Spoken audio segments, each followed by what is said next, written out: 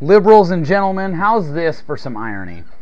Liberal rag publications like the New York Times are constantly stumping for freedom-denying legislation like the Employee Free Choice Act, the most misnamed piece of legislation ever, and they're also stumping for unions at the same time. They go hand in hand. The Times likes the criminals and union dues stealing pukes at the SEIU, the UAW, etc., but their relationship with their own union has gone sour.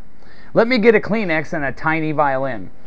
The Boston Globe reports the New York Times Company has threatened to shut the Boston Globe unless the newspaper's unions swiftly agree to $20 million in concessions, union leaders said. The New York Times Company, which is junk bond status now, has threatened to shut the Boston Globe unless the newspaper's unions swiftly agree to those concessions.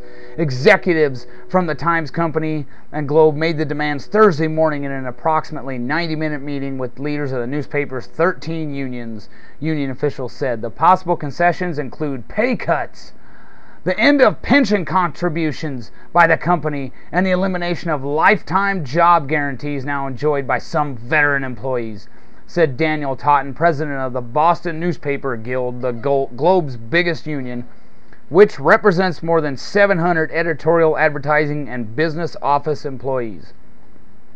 The Times Company is seeking concessions from the unions because the New York company, which is also suffering from the recession, can no longer subsidize the Globe's losses. Does that kind of sound like GM? Yeah, it does. The Times Company posted a loss of $57.8 million in 2008. One of the Times' own reporters, Richard Perez Pena, tried to get some information out of the executives at the Times, but they declined. Is that hypocrisy I smell? Remember the brouhaha over the GM bailout? The unions were painted as the good guys, minding their own business, and GM bigwigs were painted as greedy and incompetent. So we have the same case here, huh? I think the Times should copy the UAW plan and give that to them. And what they should do is fire all the union workers, but get them in the UAW jobs bank first, to where they can get like 90% of the pay for the rest of their life and see how long they stay in business. So yeah, the New York Times loves unions, except the ones they have to deal with directly.